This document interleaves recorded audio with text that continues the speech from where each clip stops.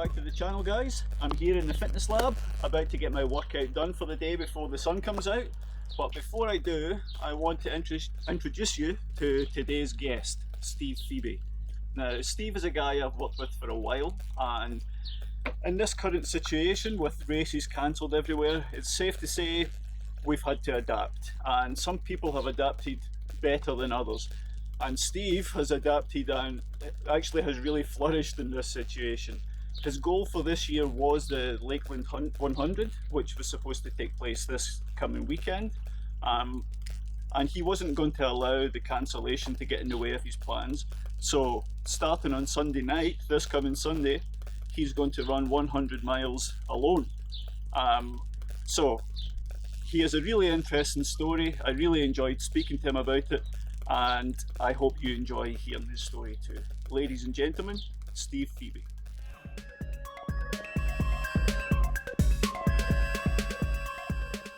It gives me great pleasure to welcome the one and only Steve Pheby. Welcome, Steve.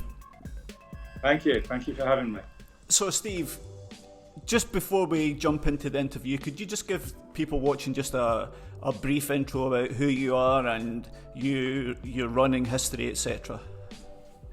Well, I don't have a big history. I didn't really start running or getting into anything like this until my mid-40s. A crisis. Yeah, it was like that. I had a bit of, just moved to Hong Kong. I just recently stopped smoking, and I went out with a few mates and went on a short hike, which was only like 10k. And there's a short staircase of only I think it was only like 100 meters of climbing. And it took me 4 stops. I had to stop 4 times to get up there. And my heart was like going through, and I saw everyone else at the top, and I was just so embarrassed. And I just thought, right, I've got to sort myself out here. You know, it was a real wake up for you. Let this beat me. It is a wake up call, basically, to get my fitness sorted out. So I went from there, and basically I started on the hiking. I went through that route because I was never really a sporty person, football or any other swimming or anything else.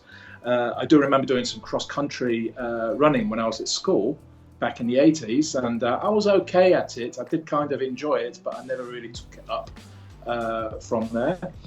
And then basically from there, from the hiking, I just thought, well, you know, I've done a few easy ones now. What's a moderate one like? And then what's a hard one like? I'm basically just trying to push the envelope. Okay, you know, I've done 20k. Can I do 25? And can I do 1,000 meters of climbing? And can I do 1,200?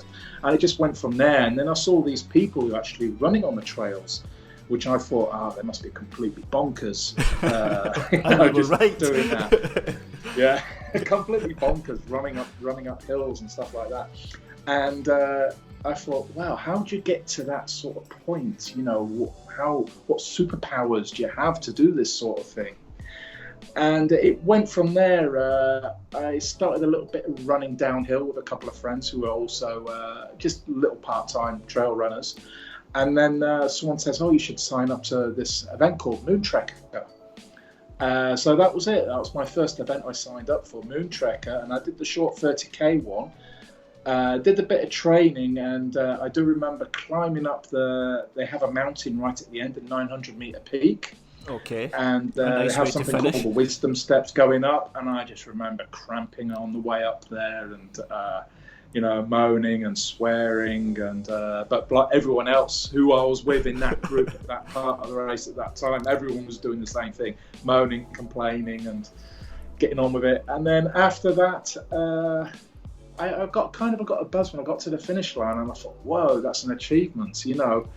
And then it went on from there. I went on to smaller other races, like doing short, you know, 25k, 30k events. And I just kind of got a buzz, and I did like the idea of, you know, being sore after a race. You know, you have that feeling where your legs are stiffened up, and you're there on the sofa with a beer, all happy, and then next morning you're still complaining because you hobble down the stairs and stuff. And then from that, I just thought, well, you know, I've heard of Oxfam Trail Walk, that's 100k. You know, can I do that? You know, can I do a 50k, which was the Trans-Lantau? And I just got more curious about it, so I started investing in, you know, more shoes, more gear, and hanging out with some people who did tend to focus on this a bit more. And I just got the bug, basically. I did a 50k, and I thought, right, I've got to go for 100 next. Did the 100k, which was, I think it was Moonwalker about 4 years ago, which I finished in just over 27 hours. Could have been quicker, but one of the guys, because it's a team event, it's 4 people. So I'm one of the guys, I think he got sunstroke because he refused to wear a hat or a t-shirt, and it's like 30 degrees, sunshine, all day. So by the time the evening came, he was throwing up, and we just had to get him to a medical tent and pull him out. But we stuck together. From there, I did a couple more 100Ks, and then it just basically developed from there. And then I saw this one. I wanted to do one in the UK, somewhere where the environment was, I don't know, a bit more different than Hong Kong, which is steamy, it's humid. Even in the winter time, where they have most of the races, it can still get hot in the day. If the sun's out, it can still get up to 30 degrees, and you can get fried. So I just wanted to be in another sort of environment where it's totally different, maybe a bit wetter, cooler. My first race in the UK was the Kielder Winter 10, which is a 10 miler around the Kielder Forest. Very nice. Up by the Scottish border. And it was -5. A bit of a change for you. Yeah. And I had a brand new pair of speed goats I just got for Christmas, which I thought, oh great, try them out. Obviously, for the environment with the ice and the half-frozen mud, slushy mud, they weren't great shoes. No, terrible. But I did it, and I absolutely loved it. It's like you go a little bit higher in elevation, and there was snow, and you go down, and there's no snow. There's only one checkpoint where they're giving out cups of tea to warm up. Very civilised. But really, really loved it. So I started on the plane back. I can't remember. It was then I looked at another race in the UK. I saw it on TV, which was the Lakeland one. Okay. And I read about it in the book. And I know you get no UTMB points, and there's no ITRA rankings or anything from this, but it just seemed to be, it came across to me as the premier sort of trail race in the UK, and especially with the large dropout. They have a 50-60% dropout DNF rate. It's a big dropout, yeah. Yeah. So I think I was in Heathrow, I was in Terminal 5 in the airport lounge, and I saw on SI entries they had charity spots left, so I just thought, right, go for it. And then I saw in the 100, if you haven't done a similar type of race under a certain amount of time, you can't go for the 100, you have to do the 50. So I thought, okay, so I went for the 50 miler, and I signed up for it, and then literally got on the plane, flew back to Hong Kong, took the dog out for a walk, and got bit by a snake. I don't know if you remember that, but I do remember on the foot. Yeah. And I had Moon Trekker coming up, I had the Translantal 70 coming up, and I was like, what's going to happen? Because it bit me right on my foot, and my foot went like a football. Was it a venomous snake, Steve? Yeah, it was a bamboo pit viper, so it's hemotoxin, so it basically damages the tissue around it. And the venom got to just below my knee. If it came up any higher, it would have been danger to my organs. But it was nasty. I was in hospital for 3 days. But I pushed myself, and I did a half marathon within 6 days. So wow. I did quite a recovery. Yeah, but even my Moon Trekker, which was 3 weeks later, my foot was still swollen a little bit. The shoelaces I couldn't tie up properly all the way like I used to.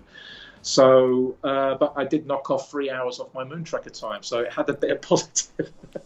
Maybe there's something in that venom, Steve. Yes.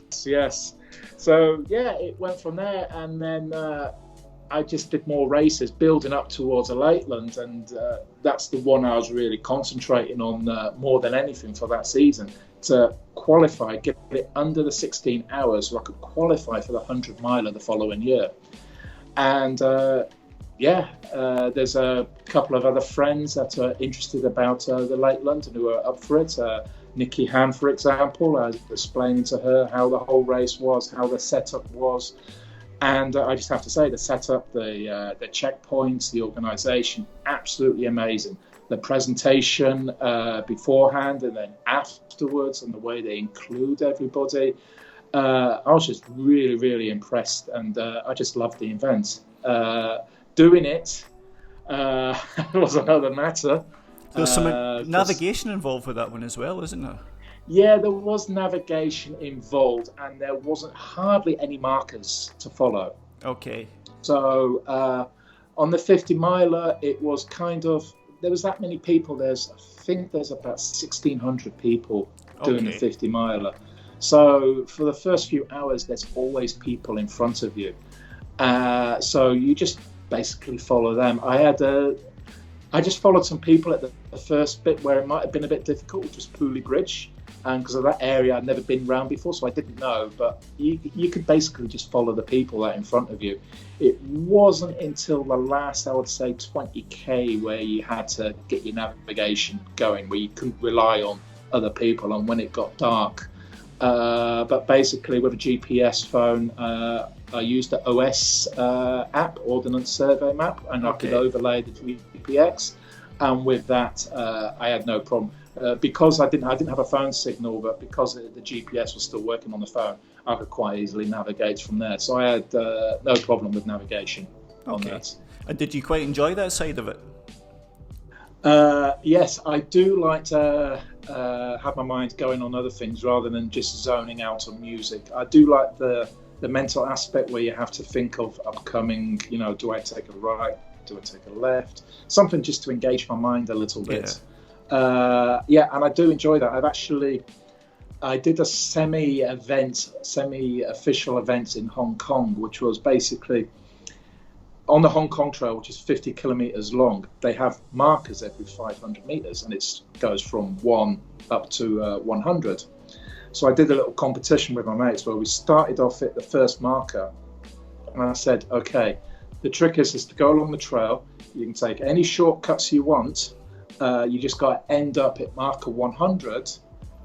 You just got to finish there. But you got to take a selfie with every marker that finishes with 0. So basically you had to get to marker 10, 20, 30, 40. You can go any route you want. So if you know your shortcuts, you can take those. So it's basically, and it's interesting, I told people about this half an hour before. Everyone got their maps out and they're all busy trying to plot their routes, which way to go. They're all in their own little corners. And then when it got to the time of start, it was interesting. The weirdest start I've ever seen. I said, okay, 3, 2, 1, go. And we had people going in 5 different directions at the start. So, everyone had their own routes planned and they were all going for it, which was great. It was a bit of an experiment. We had some people that were going downstream. Some people ended up in other people's gardens. I think one group ended up on someone's roof with barking dogs. And in the end, was there a big difference in the distances at the finish? Actually, no. I got there first and I got it down to 32 kilometres, which is like a 46 kilometre trail. So I got it down to 32. I think the one that got it at the shortest, it was about 2k shorter, but finished like 4 hours behind. Because of basically going through streams and other people's roofs. Yeah. So it was down to knowing the trail and judging basically what you can get away with. So it was an interesting concept, that one. So navigation I think is great, and I think it's a great skill to have and to practice on as well. Yeah. There's a big debate in England at the moment with the fell running actually as to whether GPS watches should be allowed in fell races, and I believe now in some of them they're banned completely. You can still use the watch, but you're not allowed to have the track uploaded onto it. So because it takes away the element of the map reading and compassing for the purists. The spine doesn't allow it either, does it? You have to have the handheld GPS units. You can't have a GPS watch. On the spine, I believe. But you are allowed a separate unit. Yeah. So some people love the navigation. Yeah. So that's what really attracted me. Somewhere that's totally unknown. I have different trails, some totally different from Hong Kong. I don't have wildlife to worry about, really. Yeah. Like you do here in Hong Kong. And yeah, I absolutely loved it. I thought it was fantastic. I actually can't wait to move to the UK full time because there's so many good races over there that are really appealing. It's a very different scene, and that brings us to this year, because the Lakeland was really your number one target for this year, wasn't it? The Lakeland 100. So yeah, I had a few targets. So I was warming up. I think my first big one was the Hong Kong 100. Yeah. This year, where I set a goal of around. I was thinking 20 hours at first, but then I forgot the extra 5k and the extra. I think it was from my other targets was an extra 1,000 meters of climbing. It's a big difference. Big difference. Yeah, a big difference. So I ended up doing it in just a sliver under 22 hours. And I had my running partner Marge with me, so we kind of egged each other on. And we stuck together through the whole 100k. That was great, and I think that was it, because I was down for Translantal 100, and then that got cancelled. Yeah. And then everything came to a stop then. And then it was basically, what do I do? Yeah, you had a complete switch, and you were very focused on things. Like, a lot of people were lost for ideas, but you very quickly adapted. Yeah. I wanted to keep training. I'm not sure why. I was they didn't cancel Lakeland until quite late. I think it was in April, So I kind of had a hope that it would still go, because nobody knew about this virus, whether it was going to die down by the summer or not. We were all hoping it would, and everything would be back to normal by June, July. Obviously, it hasn't. It's July now, and things are taking a turn, not for the best. So what I did was, I wanted to keep myself fit. 100 miles is still 100 miles over. I think it's 5,500 meters of elevation. So, through the summer, the Hong Kong summer, I still needed to keep training. So I just thought, right, okay, let's just do the odd 50k every now and then. So I think it was about one time every other week I was just popping out a 50k or a 60k. You were doing more than that, Steve. I took some notes here from your Strava. For example, May the 28th, you ran 72k, but 2 days before you ran a marathon. Then the following week, June the 2nd, you ran 78k. Then 1 week later again, you ran 103k. Alone in training. Yes. So a little bit more than 50k. Yeah. And in the Hong Kong summer heat as well. Exactly. So that takes some doing. Luckily, I found a flat route, and the main thing is hydration, especially with the heat and the humidity, because it's got a feel-like factor in the high 40s or in the 50s.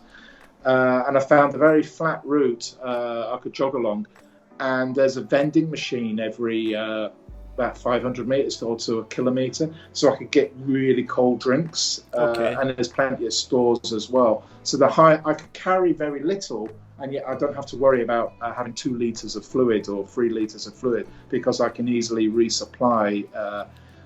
Like I said, every 500 meters to a kilometer, which made it a lot easier being light and not having to carry so much. Then the whole virtual race thing came along. Lazarus Lake started, he came up with one, the great race, virtual race across Tennessee, 1,000 kilometers. You knocked that out in about a fortnight. Yeah, a little bit more than that, but I did. I finished it in I think it was just under 5 weeks to do 1,000 k, 620 odd miles or something. It was good going. And it's still going now. I'm still, because I remember saying to you, will I be able to make it back as well? That's right, K out and back. Go back for my virtual car back at the other end of Tennessee. So yesterday I just passed the 1,000 mile marker. So I'm about 3/4 of the way back to that to get that 2,000 k. So 2,000 k in how many months now? It'll be in 3.5 months, and I've had to move house as well. Yeah, you've been busy. But Yes, you're about to make up for that moving house, because this weekend you have a big challenge. Yes. So now Lakeland 100, have they not going along? They decided to do a virtual race.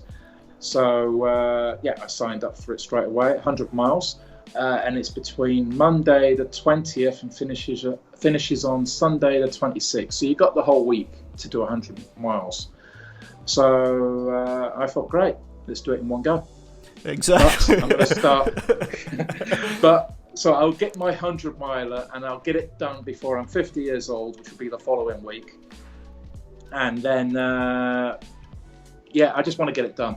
I just want to do it. But obviously, I have to plan this because of the summer heat. I have to carefully plan this. And I've got some support as well. Some great people to help me along with this. So what's the my plan? main worry is going to be the midday heat. You're going to start on Sunday at midnight, Hong Kong time. Yeah, 1 minute past midnight, so I'm within the rules. So I actually start on the Monday, but Okay. I want to get as much night where I'm not under the sun as possible. So you'll get a 7-hour head start on everyone in the UK. Yeah, but there could be people in the US or there could be people in Australia. It's true. Yeah. No, you're within the rules. You're within the rules. Yeah, I'm within the rules. That's what it said. So tell us about the route that you've chosen. Well, I'm going to make it convenient by leaving from my house. Okay. So a good start. Nice and convenient. And then the route, there's going to be a gentle couple of hills along the road. So I'm sticking to the roads. I'm going to go to a city called Sha Tin, an area, loop around the Sha Tin River because it's got a nice, great waterfront. Again, it's been my favourite route when I did the 100k a few weeks ago.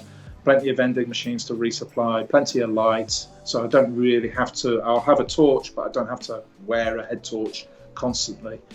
And then I'm going to go up almost to the Chinese border in the northern New Territories. Then I'm going to loop back down, back towards Sha Tin, and then over Taipo Road, which is where all the monkeys hang out. So Monkey Road. They make me run a bit faster. Yeah. They steal Then things, these down, monkeys, don't they? Yeah. Especially if you've got food, they do like to. Yeah. Then down into Kowloon, through Mongkok towards Star Ferry. I'll get the ferry across to Central, where I'll meet my first bit of support. I'll get some food, get some breakfast. Then I go up to Victoria Peak, which is I think that might be the toughest part of the whole bit, is to climb 500 meters up to Victoria Peak. Then I shall do the first 4 sections of the Hong Kong Trail, where I come down from there to Happy Valley to my friend's house, and I'm actually gonna. Well, there's nothing to say that's against the rules, but I'm actually going to get changed, have a shower, freshen up, because then I'm going to do a loop with John Ellis around Hong Kong Island. Okay. The final 65k. I did warn John Ellis it would be more like a death march rather. But he's happy with that. Yeah. So maybe I can get him to carry my bag. I don't know.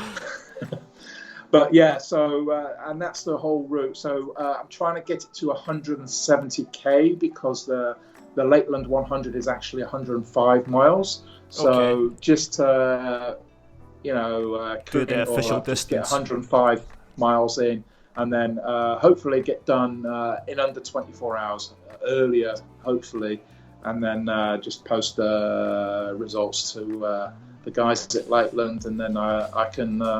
Have the next 6 days watching everyone else suffer. Very good. Well, it's going to be great to follow.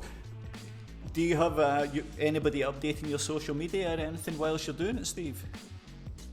I haven't planned it. Usually my wife, she'll put an odd posting on now and then, because she'll be tracking me live on Strava. Obviously not the first 6-7 hours, because it'll be the middle of the night and she has to work the next day. Yeah, and then probably during the daytime I'll put a few updates up. Okay. And then I will try and have a little GoPro camera I might make a little short vlog every 10-15k along the route. Perfect. Depending on my mood.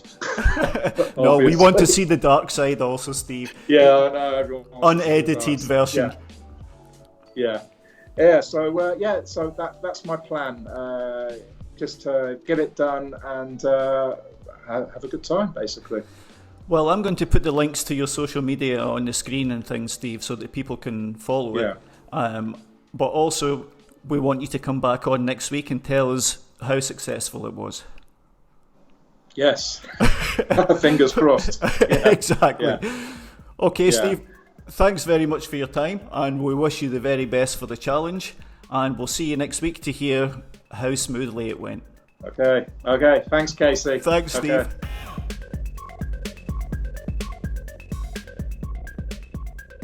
What a great guy. I'm sure you'll all get right behind Steve, follow him on social media, send him a message, wish him good luck, and check in with us next week when we'll have the follow-up video and we'll hear all about it. See you next week.